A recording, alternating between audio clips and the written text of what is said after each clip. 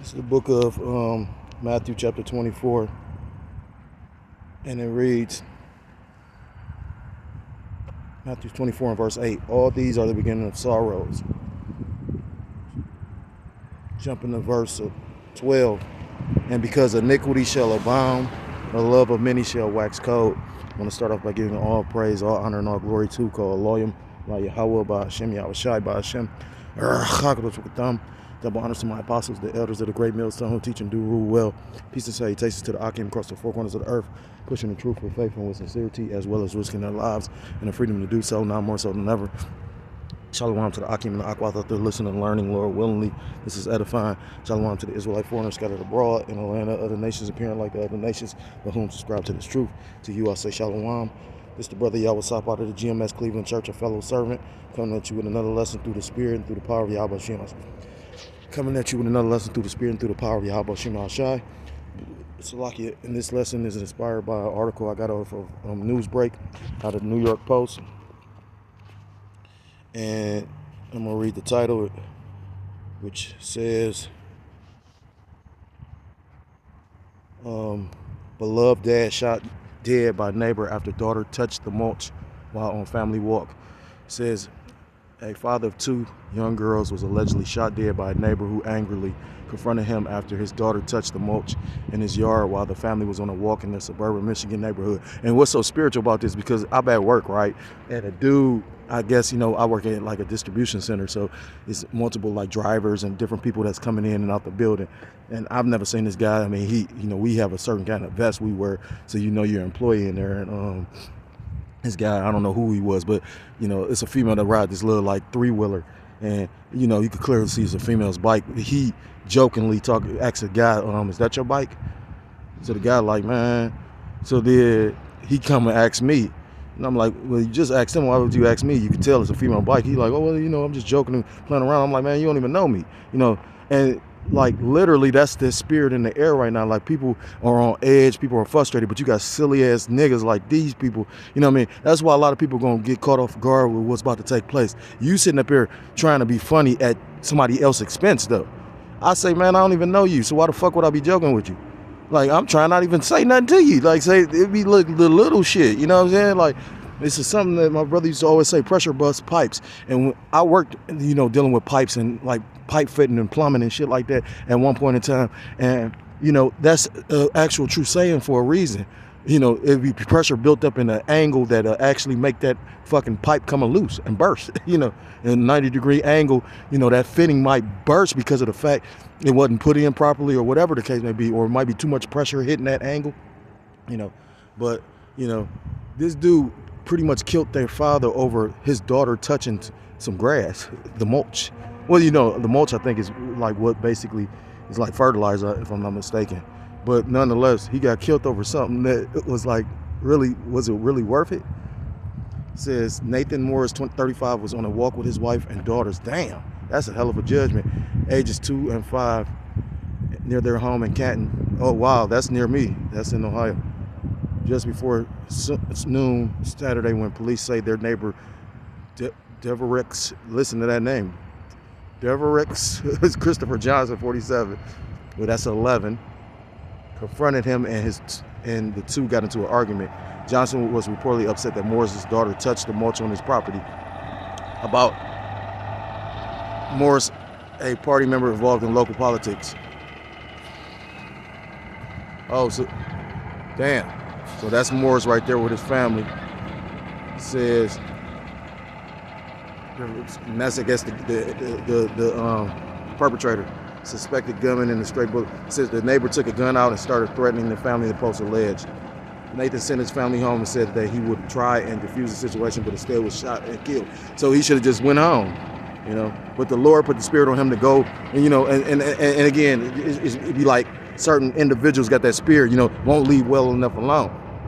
He was given the opportunity. The Lord showed mercy by allowing you to get away with your family, but you chose to go back and talk to this dude. Yeah, it probably looked crazy to him, but again, you're dealing with spirits. Matter of fact, let me get that. It's the book of Ecclesiasticus, or the book of Sirach, chapter 39, and the point is verse 28.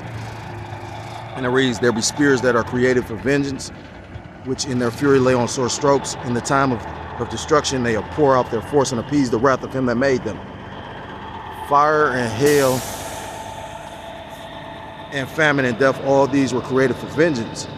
Teeth of wild beasts and scorpions, serpents, and the sword punishing the wicked to destruction. The Lord, he used a multitude of different things to actually enact judgment. You know, he could use animals, which, you know, Esau, like the brother Ma'ad Quadar, always speaks on, Nightmare Hall, with, you know, the newly created beast that Esau experiments with, which is, you know, I believe wholeheartedly that they got some experience. Look at all this GMO shit. Why wouldn't they be able to, you know, because the Lord actually gave them the ability to map out the human genome. You know, they could actually make designer babies. Like, this devil has a lot of power in his hands. So just imagine the power Yahweh Shem Yahushua is going to give us if we remain faithful.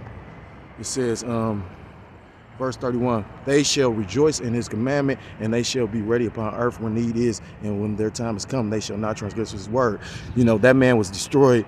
Yeah, he had 2 young girls, but whatever spirit jumped on that individual to do that, he had no remorse. And that's how those angels, those left-hand spirits, and the righteous spirits, you know, they only care about pleasing Yahweh Shem Yahushua. May his will be done. You know, that's why the scriptures talk about it's a terrible thing to fall in the hands of a living power. It's the book of Deuteronomy chapter 22. That's why you should always fear the Lord and constantly be in prayer. It's the book of Deuteronomy chapter 32 and verse 39, and it reads, see now that even I am he, and there's no power with me. I kill and make, Salaki, I kill and I make alive, I wound and I heal. Neither is there any that can deliver out of my hand. So once your number is up with the Lord, Yahweh Shem Yahushua, nobody can save you. Now, if it's the will of the Lord that you be spared, no matter what the circumstances is, or if you protect it, like having that dua, like, you know, the elect will, you know, some elect will be put to death for the most part, though. You're going to have a remnant that will be saved out of the coming calamities. Unless the Lord is with you and the Lord has reserved you for salvation, you know, you're going to be destroyed. But no matter what is up against you, if the Lord has you marked for salvation, it doesn't matter, because the Lord will preserve you. So I'm not even going to even read any more of the article, because at the end of the day, you know, that seems somewhat tragic, but you don't know who that man was really. You know, he could have a family, he got 2 little girls, but he could have been a pedophile touching other people's little girls. You don't know. Or it could have just been, you know, for the pleasure of Yahweh Shem Yahushua. I mean, he appears to be an Edomite, and he's gonna have more Edomites. You know, that looked like 2 Edomites, Edomite on Edomite crime. You know what I mean? You know, it could have been a crime of passion. I mean, like you say, like, who get that mad about fucking mulch? I mean, but you got, again, I mean, when I can believe it was something as simple as that, because I'm looking at the mindset of these fucking stupid ass people. That's why, like, one brother, Carl Moff said, you know, sometimes you got to just let these people have it. You know what I mean? These people got spirits on them. Here go the same fucking demon coming back again. This is the book of 2 Timothy chapter 3 and verse 1, the point. And it reads, this know also that in the last days perilous times shall come. We go in that word perilous.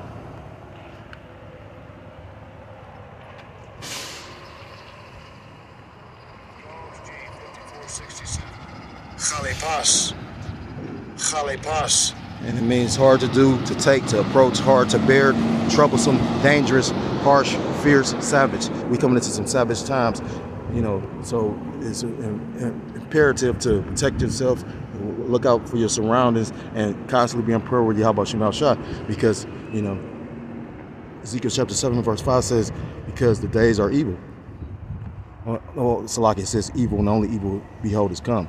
Evil is a compound word. Eve, time, ill, bad. Bad times is approaching. So it's imperative to stay prayed up to Yahweh Shem Yahushua. If you're a so-called Black, Hispanic, Native American, Seminole Indian, West Indian, or Haitian, I implore you to come back to the laws, statutes, and commandments of your power, whose true name in the Hebrew is Yahweh, meaning he is or he exists, by Hashem, meaning in the name, Yahweh, meaning he saves or he delivers, or you will be destroyed. And with that, I want to give all praise, all honor, and all glory to call Elohim La Yahweh, by Hashem Yahushua, by Hashem Kodash B'Katam. Double honors to my apostles, the elders of the great millstone, who teach and do well. Peace and salutations to the Akim across the four corners of the earth, pushing the truth with faith and with sincerity, as well as risking their lives and the freedom to do so now more so than ever. Shalom to the Akim and Aqua, thought to listen and learning. Lord willingly, this is edifying. Shalom to the Israelite foreigners scattered abroad in the land of other nations, appearing like the other nations, but subscribing to this truth. To you, I say shalom. Till next time, I want to say shalom, shalom, and Kwam Yasharala. Shalom.